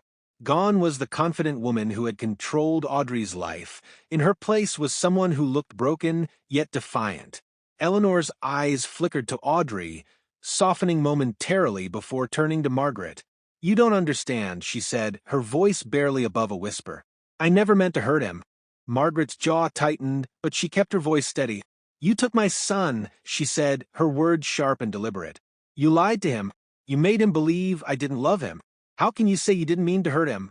Eleanor flinched, her gaze dropping to the table. "I couldn't have children," she said after a long pause. "I tried, but it wasn't meant to be. My husband left me because of it, and I was alone. I saw Audrey at the park that day, and I thought maybe I could give him a better life." Audrey shifted uncomfortably in his chair, his hands gripping the edges of the table. "You told me she didn't want me," he said, his voice trembling. "You said she gave me away." Eleanor's eyes filled with tears. "I didn't know what else to say. I knew you'd ask questions, and I thought it would be easier if you believed you were better off with me." Margaret's composure cracked, her voice rising. "Easier? For who, Eleanor? For you. Did you ever think about what it did to him? To me?" Eleanor looked up, tears streaming down her face. "I loved him," she said desperately. "I know what I did was wrong, but I loved him. I gave him everything I could." Audrey's voice was quiet but firm as he spoke. "You may have loved me, but you lied to me. You took me from my mom. You kept me from the truth." Eleanor reached out as if to touch him, but the officers standing nearby stopped her. "Audrey," she said, her voice breaking, "I never wanted to hurt you. I thought I was doing the right thing." Audrey shook his head, tears welling in his eyes. "If you really loved me, you wouldn't have taken me. You wouldn't have lied." Margaret placed a hand on Audrey's shoulder, grounding him as she turned her attention back to Eleanor. "I don't know if you'll ever understand the pain you caused," she said, her voice steady but filled with emotion. "But you can't undo what you did. All we can do now is move forward." Eleanor nodded slowly, her shoulders slumping in defeat. "I'm sorry," she whispered. "I know that's not enough, but I am—" The meeting ended shortly after, with Eleanor escorted back to her holding cell. As Margaret and Audrey stepped out into the fresh air, a weight seemed to lift from their shoulders. The confrontation hadn't erased the past, but it had given them a sense of closure. Audrey turned to Margaret as they walked to the car. "Do you think she really meant it? That she's sorry?" Margaret looked at him, her expression soft. "I think she regrets what she did," she said carefully. "But sometimes being sorry isn't enough. What matters now is that you're home, and we have a chance to rebuild our lives." Audrey nodded, his gaze thoughtful. As they drove away, he looked out the window, watching the world pass by. For the first time, the future felt open and full of possibilities, a future where he could finally heal and reclaim the life that had been taken from him. The days following their meeting with Eleanor were a mix of relief, reflection, and emotional healing for both Margaret and Audrey. The confrontation had stirred up a whirlwind of feelings, anger, sorrow, and for Audrey an unshakable sense of betrayal. But it also gave them a chance to finally move forward, to leave behind the shadows of the past and focus on rebuilding their bond. Margaret had rearranged her life completely to accommodate Audrey's return. She took time off work, clearing her schedule to be present for him in every way possible. She cooked his favorite meals, stayed up late to talk when he had questions, and filled their days with small but meaningful activities to help him feel at home. She didn't push him to talk about Eleanor or the years he had spent away. Instead, she let him take the lead, offering gentle reassurance whenever he needed it. Audrey, meanwhile, struggled to process his emotions. The house felt both familiar and strange, like stepping into a memory he had almost forgotten. The photos on the walls and the little details of his old room reminded him of a time when life had been simpler, filled with love and laughter. Yet, the weight of the years spent with Eleanor hung heavily over him. One afternoon, as Margaret sorted through a box of old toys, Audrey joined her in the living room. He sat cross-legged on the floor, watching as she pulled out items one by one. A small, battered fire truck caught his eye, and he reached for it hesitantly. "You used to play with this all the time," Margaret said, smiling softly. "You'd make up stories about being a firefighter and saving the world." Audrey ran his fingers over the chipped paint, a faint smile tugging at his lips. "I think I remember that," he said. "I used to pretend the couch was on fire, didn't I?" Margaret laughed, her eyes sparkling with warmth. "You did. And you'd make me and your dad climb onto the rescue ladder to escape." Audrey's smile faltered at the mention of his father. "I don't really remember him," he admitted quietly. "Just bits and pieces." "Was he a good dad?" Margaret's expression softened, and she placed a hand on his shoulder. "He was the best," she said gently. "He loved you more than anything. You were his pride and joy." Audrey nodded, his gaze distant. "I wish I could have known him better." Margaret pulled him into a hug, her heart aching for all the moments they had lost. "He'd be so proud of you, Audrey," she said, her voice trembling. "And so am I." As the days turned into weeks, Margaret and Audrey began to find a rhythm. They took walks in the park, visited the local library, and even started planning small trips to places Audrey had always wanted to see. Each moment was a step toward healing, a way to rebuild the bond that had been severed so many years ago. Audrey began to open up more, sharing memories of his time with Eleanor. While he still felt conflicted about her, he started to see her actions for what they truly were, a selfish attempt to fill a void in her own life, regardless of the pain it caused others. "I don't hate her," he told Margaret one evening as they sat on the porch swing. I don't know how to feel. She wasn't all bad, but she lied about everything." Margaret nodded, her hand resting gently on his. "It's okay to feel that way," she said. "What she did was wrong, but it's normal to have mixed feelings. You don't have to sort it all out right now." Audrey leaned into her, feeling the weight of her unconditional love. "Thanks, Mom," he said softly, the words slipping out naturally for the first time since his return. Margaret's heart swelled, tears pricking her eyes. "I love you, Audrey," she whispered, her voice thick with emotion. "More than anything." In that moment, the scars of the past didn't feel so deep. They were healing together. Word of Audrey's return spread quickly through the small town, rippling like a wave of relief and joy among the neighbors and friends who had mourned his disappearance for so many years. Margaret had been a beloved figure in the community, known for her kindness and resilience, and Audrey's reappearance felt like a miracle shared by everyone. It started with a knock on the door one sunny afternoon. Margaret opened it to find Mrs. Thompson, an older woman who had lived next door for decades. Her face lit up when she saw Audrey standing shyly in the background. "Is that really him?" Mrs. Thompson asked, her voice trembling with emotion. Margaret nodded, her smile wide. "It's him," she said proudly, stepping aside to let Audrey come forward. Mrs. Thompson's eyes filled with tears as she knelt down to hug him. "We never stopped praying for you, sweet boy," she said.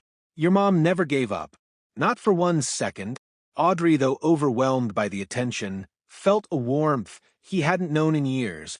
The sincerity in Mrs. Thompson's voice reminded him of the community he had unknowingly been a part of, a network of people who had cared for him even in his absence. As the days passed, more visitors came by to welcome Audrey home. Some brought gifts, homemade cookies, small toys, or books, while others simply stopped by to share their joy and offer their support. Audrey met neighbors who told him stories about his early years, filling in gaps in his memory with tales of laughter and mischief. "Do you remember how you used to ride your tricycle up and down the sidewalk?" One neighbor, Mr. Peterson, asked with a chuckle. "You'd zoom past my house like you were in a race." Audrey smiled faintly, shaking his head. "Not really," he admitted, "but it sounds like something I'd do." Margaret watched these interactions with quiet gratitude, her heart swelling with pride. The love and support from the community not only reminded her of the bond they all shared, but also helped ease the transition for Audrey, showing him that he had always been part of something bigger than himself. The town decided to organize a small gathering in Audrey's honor, a way to officially celebrate his return and show their continued support for Margaret and her son. The local park, the same one where Audrey had played as a toddler, was chosen as the venue. Families brought picnic blankets and baskets, filling the grassy area with laughter and conversation. Audrey stood beside Margaret, taking it all in. He felt a little nervous with so many eyes on him, but Margaret placed a reassuring hand on his shoulder. "They're here for you," she said softly. "They've always cared about you." As the mayor stepped forward to give a brief speech, he gestured toward Audrey. "This young man's return is a testament to the strength of a mother's love and the resilience of our community," he said. "Audrey, welcome home. You were never forgotten." The crowd erupted into applause, and Audrey felt a lump rise in his throat. He looked up at Margaret, who was smiling through her tears, and realized just how much love surrounded them. It was overwhelming but comforting reminder that even after all he had been through, he had a place to belong. After the speeches, Margaret and Audrey mingled with the crowd, reconnecting with old friends and meeting new ones. Children around Audrey's age introduced themselves, inviting him to join their games. For the first time in years, Audrey felt like a normal kid again, laughing and running around without fear. By the end of the day, as the sun dipped below the horizon, Audrey and Margaret sat together on a bench. Watching the last of the families pack up and head home, Audrey turned to his mother, a small but genuine smile on his face. "Everyone here is so nice," he said. "It's weird, but it feels like I belong." Margaret wrapped an arm around him, pulling him close. "You do belong," she said firmly. "This is your home, Audrey. It always has been." As they sat together, the soft hum of cicadas filling the air, Audrey felt something he hadn't felt in a long time. Hope. The weight of the past hadn't disappeared entirely, but with his mother and the community by his side, he knew he could face whatever lay ahead. The morning was cool and overcast when Margaret received a call from the local authorities. They informed her that Eleanor had requested a meeting with her and Audrey. It was an unusual request, and Margaret hesitated. She didn't want to expose Audrey to more emotional turmoil, but she also felt a lingering need for closure for both of them. Margaret sat with Audrey in the living room to discuss the decision. "Eleanor wants to see us," she said gently, watching his reaction. "You don't have to go, sweetheart. It's your choice." Audrey stared at the floor, his thoughts a whirlwind of emotions. Part of him wanted to leave that chapter of his life behind, but another part yearned for answers. "I want to go," he said, finally, his voice steady. "I need to hear what she has to say." Margaret nodded. Placing a reassuring hand on his, "We'll do it together." The meeting took place in a small room at the county detention center. Eleanor sat at a table, her posture slumped and her face pale. The once confident woman who had orchestrated Audrey's abduction was now a shadow of her former self. She looked up as Margaret and Audrey entered, her eyes immediately filling with tears. "Thank you for coming," Eleanor said softly, her voice trembling. Her gaze shifted to Audrey, and her expression crumbled. "I'm so sorry," she whispered. Margaret sat down first, keeping a protective hand on Audrey's shoulder as he took the seat beside her. "Why did you want to see us, Eleanor?" Margaret asked, her voice calm but firm. Eleanor swallowed hard, her hands trembling as she clutched a tissue. "I needed to apologize," she said, her voice cracking. "To both of you.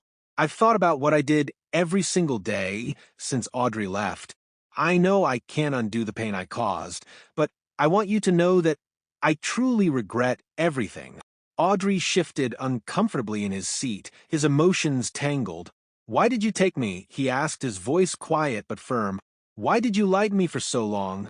Eleanor's eyes brimmed with tears as she struggled to find the words. "I was selfish," she admitted. "I told myself I was giving you a better life, but the truth is I was lonely. I wanted to be a mother so badly that I convinced myself it was the right thing to do. But I see now how wrong I was. I stole you from your real family, from the love you deserved. Margaret's expression softened slightly, though her protective instincts kept her guard up. You didn't just hurt Audrey, she said. You tore our family apart. Do you have any idea what those years were like for me? For him. Eleanor nodded, her tears spilling over. I do, she said, and I'll never forgive myself for it. I know I don't deserve forgiveness, but I had to tell you how sorry I am. Audrey watched her, his emotions a confusing mix of anger, sadness, and pity. For years, she had been the only parent figure he knew, and though she had lied to him, part of him couldn't ignore the care she had shown. You shouldn't have done it, he said, his voice trembling. But I think you really did love me in your own way. Eleanor's tears flowed freely now. I did, she whispered. I loved you as if you were my own. But that doesn't excuse what I did. I know I've lost you forever, and I'll carry that with me for the rest of my life. Margaret leaned forward, her tone firm but compassionate. Eleanor, your actions caused so much pain, but I hope you use the time you have now to reflect and make amends in whatever way you can. You took so much from us, but we're moving forward. We won't let your choices define our lives. Eleanor nodded, her shoulders shaking with quiet sobs.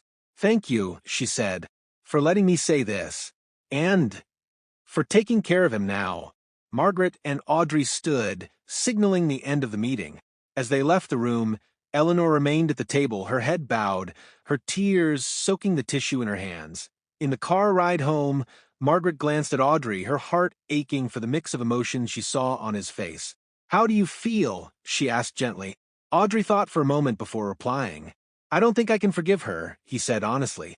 But I think I understand her a little more now, and I think I can finally let it go.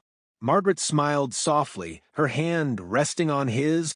That's all that matters, sweetheart. Moving forward, Audrey looked out the window as the town came into view. The place where he had been taken from and years later had finally returned to. For the first time, he felt a sense of peace. The past was behind him, and with his mother by his side, the future looked brighter than ever. The weeks following their meeting with Eleanor marked the beginning of a new chapter for Audrey and Margaret. With the weight of the past finally behind them, they focused on the present, on rebuilding their lives and creating new memories together. Margaret, true to her nature, poured all her energy into making their house a home once more. She spent afternoons sorting through old belongings, deciding what to keep and what to let go of. Audrey helped her, though the process was bittersweet. He found toys, books, and clothes that reminded him of the life he'd left behind. Each item told a story of a boy he had almost forgotten, a boy who had laughed freely and lived without fear. One day, as they cleaned out the attic, Margaret pulled out a dusty box marked Audrey's memories. Inside were photographs, birthday cards, and a tiny pair of shoes Audrey had worn as a toddler. Margaret held up a picture of herself, James, and a much younger Audrey at the amusement park. Her voice softened as she said, "This was taken just a week before." Before everything changed, Audrey stared at the photo, his heart aching at the sight of his father. I don't remember much about him, he admitted, his voice quiet. But I think I can feel what it was like to be with him, like he's still here somehow. Margaret blinked back tears and placed the photo in Audrey's hand. He's always with us, she said, and he'd be so proud of you, of how brave you've been. The days passed with a mix of challenges and triumphs. Audrey enrolled in school for the first time since his disappearance. It was daunting at first, the classrooms were noisy, and the other students seemed to have endless questions. But Margaret reassured him that it was okay to take things one step at a time. On his first day, she packed his lunch and walked him to the school gate. Remember, she said, crouching down to look him in the eye, it's okay to feel nervous. Just be yourself. You're stronger than you think. Audrey nodded, gripping the straps of his backpack tightly. What if they don't like me? He asked, his voice trembling. Margaret smiled and cupped his cheek. They'll love you, she said, just like I do. By the end of the week, Audrey had made a few friends, kids who didn't pry too much about his past, but instead invited him to sit with them at lunch or play soccer after school. For the first time in years, Audrey began to feel like a normal teenager, free from the shadow of his stolen years. At home, Margaret encouraged him to explore his interests. She signed him up for art classes after noticing his knack for drawing, a skill he had honed during his years of isolation. Audrey threw himself into his sketches, finding a quiet joy in creating images that expressed what he couldn't put into words. One evening, as Margaret was cooking dinner, Audrey came into the kitchen holding a sketchbook. "I drew this," he said, handing it to her shyly. Margaret wiped her hands and took the book, her breath catching as she looked at the drawing. It was a picture of their house, with the two of them sitting on the porch swing. The attention to detail was stunning, the warmth of the sunset, the flowers in the garden, the quiet joy of the moment. "It's beautiful," Margaret said, her voice thick with emotion. "You have such a gift, Audrey." Audrey shrugged, a small smile on his face. "I just drew what I see," he said. "What feels like home." Margaret pulled him into a hug, her heart full. "You're my home, Audrey," she whispered. "You always have been." As they sat down to dinner that night, Margaret felt a sense of peace she hadn't known in years. The scars of the past were still there, but they no longer defined them. Together, she and Audrey were building a new life, one filled with love, laughter, and the promise of a brighter future. As life began to settle into a new normal for Audrey and Margaret, the shadows of the past lingered quietly in the background. Though they both focused on rebuilding their lives, there were moments when the weight of everything they had endured resurfaced, questions unanswered, emotions unresolved, and memories that refused to fade. One crisp autumn evening, Audrey sat in his room, flipping through his sketchbook. The drawings were his sanctuary, a way to process everything he couldn't yet put into words. But as he sketched a familiar scene of a small, secluded house surrounded by trees, his thoughts returned to Eleanor. The woman who had raised him lied to him and stolen him from his real family. He closed the sketchbook with a sigh and made his way to the living room, where Margaret was curled up on the couch reading. She looked up when he entered, her face lighting up with a warm smile. "Hey, sweetheart," she said. "What's on your mind?" Audrey hesitated, shifting his weight from one foot to the other. "Can we talk about her?" he asked quietly. Margaret's smile faded slightly, replaced with a look of understanding. She set her book aside and patted the seat next to her. "Of course," she said. "What do you want to talk about?" Audrey sat down, pulling his knees up to his chest. "Do you think she really thought she was doing the right thing?" he asked, his voice barely above a whisper. "Or was it all just selfish?" Margaret took a deep breath, choosing her words carefully. "I think Eleanor convinced herself she was doing the right thing," she said. "She was lonely and desperate, and in her mind, taking you was her way of filling a void in her life. But just because she thought it was right doesn't mean it was. What she did was wrong, no matter how she tried to justify it." Audrey nodded slowly, processing her words. "She wasn't all bad," he admitted, his gaze distant.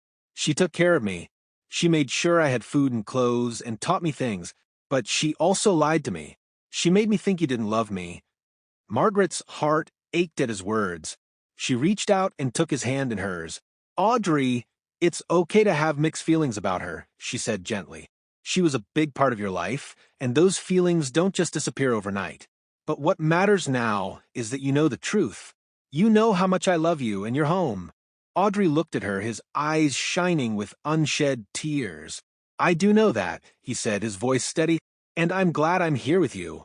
But I don't know if I'll ever forgive her." Margaret nodded, squeezing his hand. "You don't have to," she said. "Forgiveness is a choice, not an obligation. What's important is that you focus on your own healing in your own time." The conversation brought a sense of clarity to Audrey, though the road to closure was still long. Over the following weeks, he began seeing a therapist, a kind woman named Dr. Fields who specialized in trauma. Their sessions were challenging at first, as Audrey struggled to open up about his years with Eleanor. But slowly, he began to unpack his feelings, finding solace in the process. One day, during a session, Dr. Fields asked him, "What's the hardest part of all this for you?" Audrey thought for a moment before replying, "It's not the lies or the years I lost. It's trying to figure out who I am now. I feel like I'm stuck between two lives, One with her and one with my mom. Dr. Fields nodded, her expression thoughtful. It's okay to feel that way, she said. You're not defined by what happened to you, Audrey. You get to decide who you are and what your life will be. That's the power you have now. Her words stayed with him, giving him a new perspective on his journey. Slowly but surely, he began to reconcile the two parts of his life, finding strength in his experiences and the love that now surrounded him. Margaret, too, faced her own moments of reflection. There were nights when she lay awake, thinking about the years she had spent searching, the pain she had endured, and the joy of finally having her son back.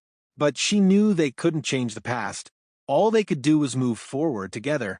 One evening, as they sat on the porch swing watching the sunset, Audrey turned to Margaret and said, "I think I'm starting to figure it out." Margaret looked at him, her heart swelling with pride. "Figure what out?" she asked. "Who I am," he said simply, "and who I want to be."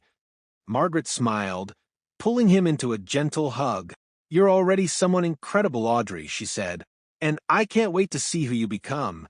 As the sun dipped below the horizon, painting the sky in hues of orange and pink, Audrey felt a sense of peace he hadn't known in years. The past was still a part of him, but it no longer defined him. He was ready to face the future, one step at a time. With the emotional weight of Eleanor's actions and Audrey's missing years slowly being unpacked, life in the Andrews household found a rhythm that felt both comforting and new.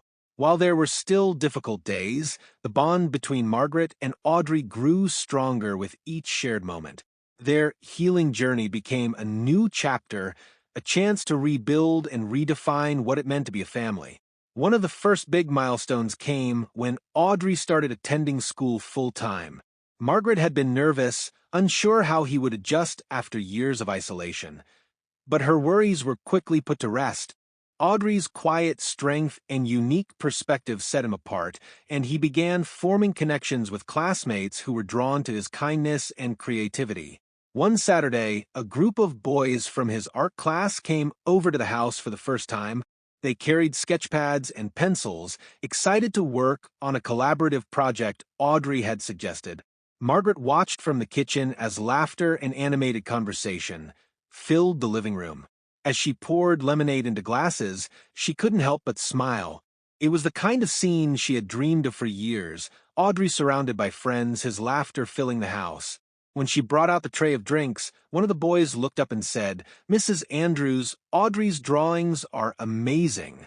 He's been teaching us so much." Margaret beamed with pride. "He's always been creative," she said, ruffling Audrey's hair. "I'm so glad he has friends to share that with now." Audrey blushed but smiled back at her, a warmth spreading through his chest.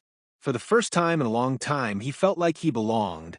Outside of school, Margaret and Audrey also found ways to reconnect with the community that had supported them through their darkest days.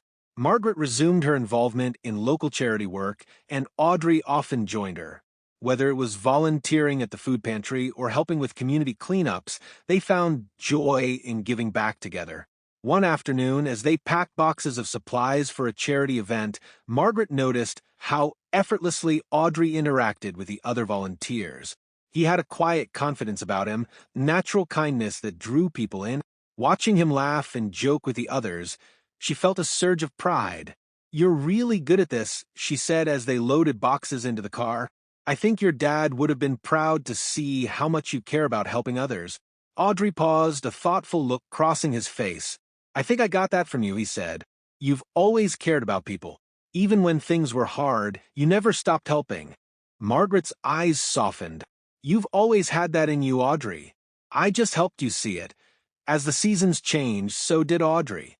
The boy who had once felt trapped between two worlds now embraced his place in the one he was building with his mother. He threw himself into his art, earning recognition at a local gallery's youth showcase. Margaret beamed with pride as she watched him accept a small award for one of his pieces, a painting that depicted a house bathed in golden light, a symbol he later explained of hope and home. The community, too, continued to rally around them. Neighbors frequently stopped by to check in or invite them to local events. Margaret, and Audrey became regulars at the town's weekly farmers market, where they often ran into familiar faces. At one such market, Mrs. Thompson, the kindly neighbor who had welcomed Audrey back with open arms, stopped them at a booth selling handmade crafts. "You, too, are such an inspiration," she said, handing Margaret a bouquet of sunflowers. "The way you've rebuilt your lives, it gives the rest of us hope." Margaret accepted the flowers with a grateful smile.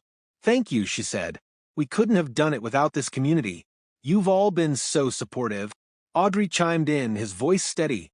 "It feels good to be part of something," he said. "I didn't realize how much I missed that. By the end of the year, the Andrews household felt like a home filled with love, laughter, and growth." Audrey had started to explore more of his interests, from art and photography to volunteering and mentoring younger kids at school. Margaret, in turn, found strength in watching her son thrive. One evening, as they sat on the porch swing watching the sunset, Audrey turned to Margaret with a thoughtful expression. "Do you ever think about what life would have been like if none of this had happened?" he asked.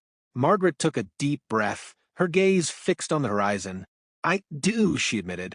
"But then I think about how far we've come, and I realize that everything we've been through has made us who we are. It's made us stronger." Audrey nodded, a small smile tugging at his lips. "I think you're right," he said, "and I'm glad we're here, together." Margaret wrapped her arm around him, pulling him close. "Me too, sweetheart," she said softly. "Me too." As the sun dipped below the horizon, painting the sky in hues of orange and pink, Margaret and Audrey sat in comfortable silence, ready to embrace whatever the future held. As spring arrived, Margaret and Audrey began embracing the opportunities the season symbolized, a time of renewal, growth, and new beginnings. Life was no longer dictated by the shadow of the past, but instead filled with excitement for the future. They had worked tirelessly to rebuild their bond, and now it was stronger than ever. One weekend, Margaret surprised Audrey with an outing. "We're going to the amusement park," she announced with a playful grin. Audrey froze for a moment, his eyes widening. The amusement park had always been a symbol of joy and togetherness before his abduction, but he hadn't set foot in one since. The idea of returning stirred up a mix of excitement and nervousness. "Are you sure?" he asked hesitantly. Margaret reached for his hand, squeezing it gently. "I am," she said. "We've come so far, Audrey. I think it's time we make some new memories, happy ones." Audrey nodded, a small smile breaking across his face. "Okay," he said. "Let's do it." The drive to the amusement park was filled with laughter and light-hearted conversation. Margaret pointed out landmarks along the way, recounting stories from their past visits. Audrey listened intently, finding comfort in her voice and the memories she shared. When they arrived, the familiar sights and sounds of the park washed over them. The cheerful music, the smell of popcorn and cotton candy, the vibrant colors of the rides, it all felt both nostalgic and new. Audrey hesitated at the entrance, his heart racing, but Margaret placed a reassuring hand on his shoulder. "You ready?" she asked. Audrey took a deep breath and nodded.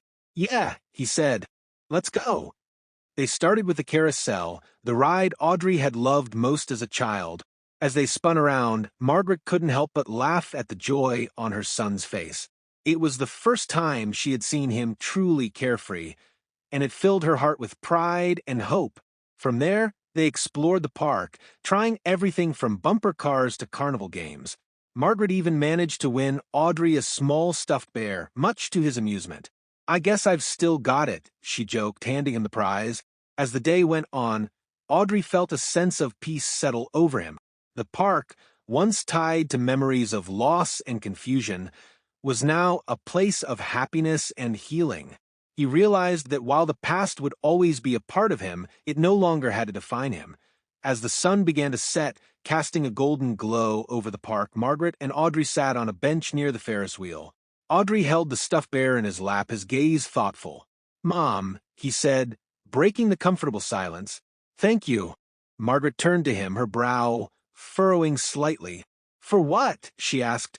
"For never giving up on me," he said, his voice steady. "For always believing I'd come back. And for helping me feel normal again." Margaret's eyes filled with tears, but she smiled, her voice gentle. "You're my son, Audrey," she said. I'd go to the ends of the earth for you. And seeing you happy now, that's all I've ever wanted." Audrey leaned into her, resting his head on her shoulder. "I'm happy," he said quietly. "I think I'm finally happy." They stayed there until the park began to close, watching the lights twinkle against the night sky. It was a moment they would both cherish, a new memory to replace the old, a symbol of how far they had come. As summer approached, the Andrews family's life began to feel more like a steady rhythm than a recovery. Each day brought a sense of purpose and growth, and with it moments of reflection. Margaret and Audrey had worked hard to heal, but the scars of the past still lingered, reminding them of the journey they had endured. One evening, after dinner, Audrey sat at the kitchen table, staring at a blank sheet of paper. Margaret noticed his furrowed brow as she washed the dishes. "What's on your mind, sweetheart?" she asked, drying her hands and sitting across from him. Audrey hesitated, tapping his pencil against the table. "I've been thinking about Eleanor," he admitted. "I don't know why, but I feel like maybe I should write her a letter." Margaret's expression softened, and she reached out to place a comforting hand on his. "That's a brave thing to do," she said gently. "Do you know what you want to say?" Audrey shrugged, his eyes fixed on the paper. "I'm not sure," he said. "Part of me wants to tell her how angry I am, but another part of me just wants to understand." Margaret nodded, her voice calm. "It's okay to feel both, Audrey. Writing to her doesn't mean you're excusing what she did. It's a way for you to find your own peace." Audrey took a deep breath and nodded. "I think I need to do it," he said. "For myself." That night, Audrey poured his emotions onto the page. The words came slowly at first, but as he wrote, they began to flow more freely. He described the confusion he had felt growing up, the pain of discovering the truth, and the anger at being lied to. But he also wrote about the moments of care Eleanor had shown and how he had wrestled with his conflicting feelings for her. By the time he finished, the letter was several pages long. He folded it carefully and placed it in an envelope, deciding to give it to the authorities to deliver to Eleanor. When he handed it to Margaret the next morning, her eyes brimmed with pride. "No matter what happens, Audrey," she said, "I hope this helps you find the closure you need." Weeks later, Audrey received a response. It was a short letter, written in Eleanor's trembling handwriting. He hesitated before opening it, unsure of what he would find. Margaret sat beside him, offering silent support. The letter read, "Dear Audrey, thank you for writing to me. I know I am the last person who deserves your forgiveness, and I will carry the guilt of what I did for the rest of my life. You have every right to feel angry, and I will never ask you to absolve me. But I hope you know that I loved you in the only way I knew how, even if it was selfish and wrong. I am glad you are back with your mother where you truly belong. You deserve all the happiness in the world. Take care of yourself, Eleanor." Audrey read the letter twice, his emotions a mixture of sadness and relief. "I don't think I can forgive her," he said quietly, placing the letter on the table. "But I don't hate her anymore. I think I can finally let it go." Margaret wrapped an arm around his shoulders, her voice soft. "That's all that matters, Audrey. Forgiveness isn't about letting someone off the hook. It's about freeing yourself." Audrey nodded, feeling a weight lift from his chest. The anger and confusion that had consumed him for so long were finally beginning to fade, replaced by a sense of gratitude for the life he had now. He looked at Margaret, a small smile on his face. "Thank you," he said, "for everything." Margaret pulled him close, her voice filled with love. "You're my son," she said. "That's all I've ever needed." As the summer days stretched on, Margaret and Audrey focused on the present, cherishing the bond they had rebuilt. For the first time in years, their hearts felt light, ready to embrace the future together. The summer sun shone brightly over the Andrews home, casting long rays of light across the garden Margaret and Audrey had started together. It had been Audrey's idea, a way to create something new and alive, something that symbolized their journey. Rows of flowers and vegetables now thrived, a testament to their hard work and the life they were building. One morning, as Audrey watered the plants, Margaret stepped onto the porch with 2 glasses of lemonade. She watched her son with pride, marveling at how far he had come. The boy who had once been withdrawn and uncertain was now confident, kind, and full of curiosity. "You've got a green thumb, you know," Margaret said as she handed him a glass. Audrey smiled, wiping sweat from his forehead. "I think the plants like me," he joked. "Either that or they just really like all this water." Margaret laughed, her heart swelling with joy. "I think it's both," she said. They sat together on the porch swing, sipping their lemonade and watching the gentle sway of the flowers in the breeze. Audrey turned to his mother, his expression thoughtful. "Do you ever think about what the future will look like?" he asked. Margaret nodded, her eyes softening. "I do," she said, "and I think it's going to be beautiful. What about you?" Audrey took a moment to consider. "I think so too," he said. "For the first time, I'm not scared of what's ahead. I feel like I can do anything." Margaret smiled, placing a hand on his shoulder. "You can," she said firmly. "You've already overcome so much. The world is wide open for you now." Audrey nodded, his gaze fixed on the horizon. "I think I want to keep drawing," he said. "Maybe even paint. I want to tell stories with my art." Margaret's heart swelled with pride. "You'd be amazing at that," she said. "Your art already tells such beautiful stories." Audrey smiled, the warmth of her encouragement giving him confidence. "Maybe one day I'll have my work in a big gallery," he said, his tone playful but hopeful. Margaret chuckled. "And I'll be there, front and center, bragging about how talented my son is." As the months passed, Audrey continued to grow into himself. His art blossomed, earning recognition at school and in the community. Margaret supported him every step of the way, attending every event, cheering him on, and reminding him of the incredible person he had always been.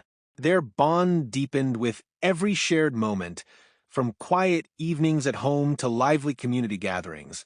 The scars of the past were still there, but they had faded, replaced by the vibrant colors of new memories.